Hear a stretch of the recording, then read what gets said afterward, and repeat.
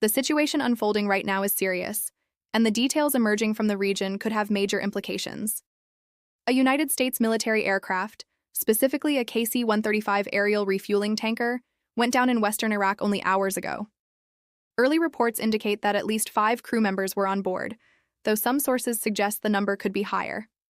As of this moment, their exact status is still unknown, and rescue operations are currently underway. However, what makes this incident even more complicated is the conflicting information surrounding what actually happened. On one side, officials from U.S. Central Command, often referred to as CENTCOM, are saying the aircraft crashed in friendly airspace and that there is currently no evidence of hostile action. According to their preliminary statement, the incident appears to have been a tragic accident rather than the result of an attack. But that explanation is being challenged by other voices in the region. Iran-aligned militia groups operating in Iraq, particularly factions associated with the so-called Islamic resistance in Iraq, are claiming responsibility for the incident. According to their statements, the aircraft was not simply involved in an accident. They claim it was shot down. Adding another layer of confusion, Iranian state-aligned media outlets have reported that 6 American service members were killed in the incident. That number differs from the initial American report suggesting 5 crew members were on board.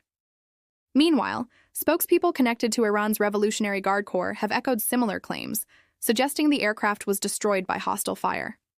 So the question quickly becomes, who is telling the truth? Right now, 2 very different narratives are emerging. One suggests a mechanical failure or operational accident. The other claims a successful attack against a U.S. military aircraft. And the truth matters, because the implications of each scenario are dramatically different. This incident also does not appear to be happening in isolation. In fact, it represents the 4th American military aircraft lost since the launch of Operation Epic Fury, an ongoing military campaign in the region that began just over a month ago. That number alone is striking. The 3 previous aircraft lost during the operation were F-15E Strike Eagle fighter jets. According to Pentagon reports, those aircraft were accidentally shot down by Kuwaiti forces in what was described as a friendly fire incident. Thankfully, in those cases, all 6 crew members managed to eject safely and survived.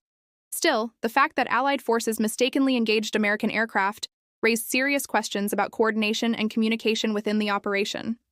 And now this latest incident adds even more uncertainty. When Operation Epic Fury first began, it was presented to the public as a precise and controlled military campaign. Political leaders described it as a focused operation designed to apply maximum pressure on Iranian military infrastructure, while minimizing risks to American personnel. The message was clear. This would be swift, calculated, and carefully managed. But the situation on the ground now looks far more complicated. In just over 30 days, multiple aircraft have been lost. 7 American service members have already died in combat operations related to the campaign. Now there are potentially 5 more crew members missing after the KC-135 crash. Behind every number is a human story.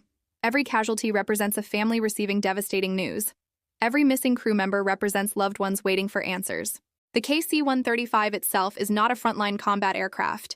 It is a critical support platform responsible for refueling fighter jets and bombers in midair, allowing them to stay in the sky longer and conduct extended missions. These aircraft are large, highly visible, and operate with specialized crews trained to perform incredibly precise aerial refueling operations.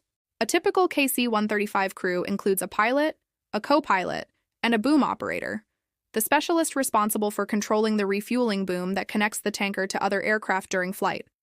Depending on the mission configuration, additional crew members may also be on board. These are highly trained professionals who perform one of the most technically demanding tasks in military aviation.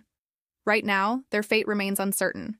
At the same time, new reports are raising additional concerns about the broader conduct of the operation.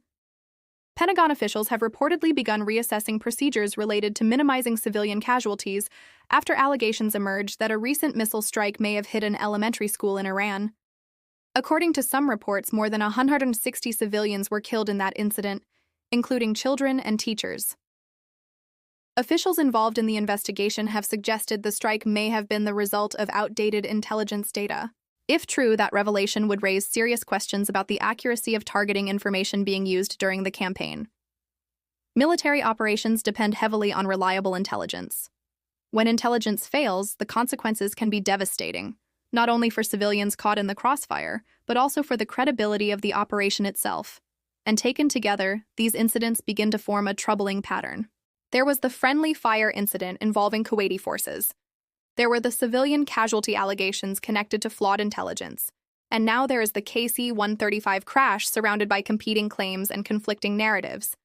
Each event individually might be explained as an unfortunate mistake or isolated error.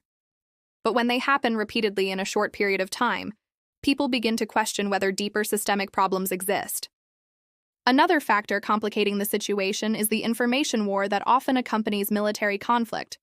In modern warfare, narratives can be as powerful as weapons.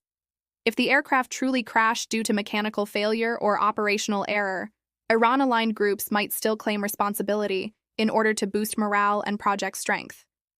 On the other hand, if the aircraft was actually shot down, military officials might initially hesitate to confirm that information until the situation is fully understood. Both sides have strategic reasons to shape the story in ways that benefit their position. That makes independent verification extremely difficult in the early stages of an incident like this. Meanwhile, rescue operations continue in western Iraq. Military search and recovery teams are attempting to locate the missing crew members and determine what exactly happened to the aircraft. Those operations are dangerous and complex. Personnel involved in the rescue effort must operate in a volatile environment where multiple armed groups are active. For the families of the crew members involved, this waiting period is almost unbearable. They know an incident has occurred, but they may not yet know whether their loved ones survived. Moments like this remind us that beyond the geopolitical debates and strategic discussions, military operations ultimately involve real people risking their lives. As the situation develops, several key questions remain unanswered. What exactly happened to the KC-135 tanker? Was the aircraft brought down by hostile fire, or did a mechanical failure cause the crash? If it was an attack, what does that say about the capabilities of armed groups operating in the region? And if it was an accident, what factors led to the failure? There are also broader strategic questions surrounding the operation itself. What are the specific objectives of Operation Epic Fury? How will success be measured? And how long is the campaign expected to continue? These are questions that policymakers, military leaders, and elected officials will likely face in the coming weeks as more information becomes available. In the immediate term, however, the focus remains on the search for the missing crew members and the investigation into the crash. Military officials will analyze flight data, satellite imagery, communications logs, and eyewitness reports to reconstruct the sequence of events that led to the aircraft going down. Until that investigation is complete, much of what we are hearing remains preliminary. What we do know is that the incident has already intensified debate about the risks and consequences associated with the ongoing operation. Losing aircraft is rare in modern American military operations, particularly outside of major full-scale wars. The United States maintains one of the most advanced air forces in the world, with extensive surveillance systems and defensive capabilities. That is why multiple aircraft losses in such a short period have drawn significant attention. Financially, the losses are also substantial.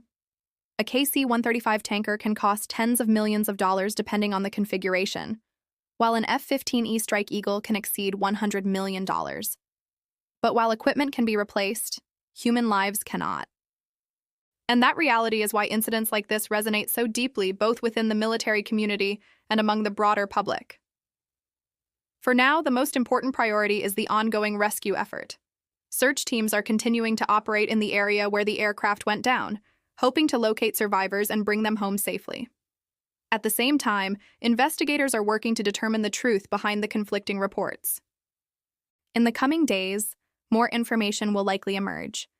Satellite imagery, intelligence assessments, and official briefings may help clarify whether the crash was the result of hostile action, mechanical failure, or some other cause entirely.